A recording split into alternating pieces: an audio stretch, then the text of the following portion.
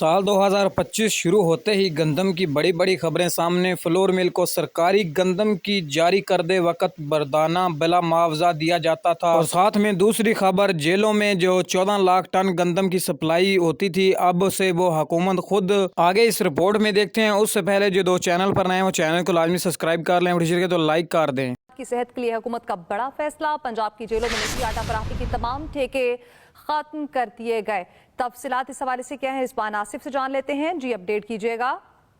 जी, हुकूमत पंजाब ने सूबे की तमाम 40 जेलों में जो है वो गंदम सफाई पसाई के लिए जदीद प्लान नस्ब कर दिए गए हैं। इससे केवल महकमा जेल जो है वो निजी शोबे से ठेके देकर आटा सप्लाई फराहम करता था, लेकिन अब जो है महकमा खुराक पंजाब से हर साल 14,000 टन सरकारी गंदम खरीदेगा, खुद उसकी सफाई करेगा, उसकी पसाई करेगा। ये फैसला जो है ये पंजाब की जेलों में निजी आटे के नाकस मयार और उसमें ठेकों में करप्शन की वजह से किया गया है। यानी अब से हुकूमत 14 लाख टन गंदम खुद खरीदेगा और वो सप्लाई जो है जेलों में भिजवाई जाएगी। यानी आटे की जो सप्लाई होती है, पहले इसका टेंडर या ठेका दिया जाता था। अभी तो साल का पहला महीना है और आगे आगे देखें होता है क्या। बड़ी बड़ी खबरें आगे सामने आएंगी साल 2025 में, क्योंकि ज़राअत से मुतल्लक बहुत सी बड़ी बड़ी खबरें सामने आएंगी। इस टाइम पूरे पाकिस्तान का दारोमदार ज़राअत पर डिपेंड होता है। गंदम की मार्केट तो इस टाइम कंट्रोल में है, जबकि गंदम की कीमतें लोकल मार्केटों में 200-250 रुपए रेट मजीद बेहतर हुए हैं पंजाब मार्केट के अंदर, और कराची मार्केट भी तेजी में है। मूंजी के रेट का भी इंतजार है काफी दोस्तों को कि मूंजी के रेट आगे आने वाले दिनों में मजीद तेज होंगे। तो अलबत्ता हो सकता है कि 1 महीना 1.5 महीना मार्केट इस जगह पर स्टेबल रहे, उसके बाद हो सकता है जैसे ही आगे धूप अच्छी निकल आएगी और सेलर वालों के पास चावल एक्सपोर्ट के लिए मजीद तैयारी होगी तो मजीद रेट बढ़ने के चांस हैं। इस टाइम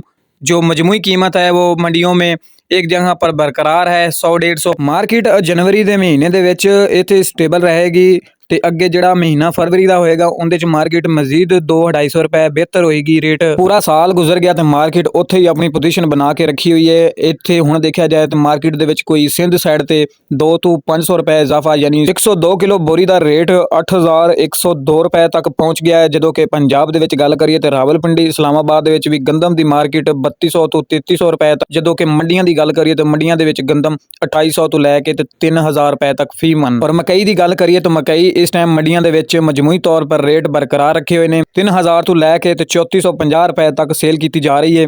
जो कि मूंजी की गल करिए तो सुपर मूंजी के रेट 6000 मार्केट टच कर गई ਤੇ 1509 1692 ਦੇ ਰੇਟ ਵੀ ਇਸ ਟਾਈਮ 4800 ਤੋਂ ਲੈ ਕੇ ਤੇ 5600 ਰੁਪਏ ਤੱਕ ਫੀ ਮਨ। ਕੈਨਾਤ ਮੂੰਜੀ ਦੀ ਮਾਰਕੀਟ ਦੀ ਗੱਲ ਕਰੀਏ ਤੇ ਅਰਫ ਵਾਲਾ ਗਾਲਾ ਮੰਡੀ ਦੇ ਵਿੱਚ ਅੱਜ ਕੈਨਾਤ 1121 ਤੇ 1718 ਦੇ ਰੇਟ 5000 ਤੋਂ ਲੈ ਕੇ ਤੇ 5650 5500 ਰੁਪਏ ਤੱਕ ਸੇਲ ਕੀਤੀ ਗਏ ਨੇ। ਹੱਥ ਵਾਲਾ ਮਾਲ ਜਦੋਂ ਕਿ ਕਟਰ ਵਾਲੇ ਮਾਲ ਦੀ ਗੱਲ ਕਰੀਏ ਤੇ 4800 ਤੋਂ ਲੈ ਕੇ ਤੇ 5200 5300 ਰੁਪਏ ਤੱਕ। ਇੰਟਰਨੈਸ਼ਨਲ ਮਾਰਕੀਟ ਦੇ ਵਿੱਚ ਵੀ ਗੰਦਮ ਦੀਆਂ ਕੀਮਤਾਂ ਵੀ ਤੇਜ਼ ਤੇ ਇਸ ਟਾਈਮ ਚਾਵਲ ਦੀ ਐਕਸਪੋਰਟ ਵੀ ਮਜ਼ੀਦ ਤੇਜ਼, ਜਦੋਂ ਜਿੰਦੀ ਵਜ੍ਹਾ ਤੋਂ ਮੂੰਜੀ ਦੇ ਰੇਟ ਇੱਥੇ ਹੀ ਬਰਕਰਾਰ ਨੇ।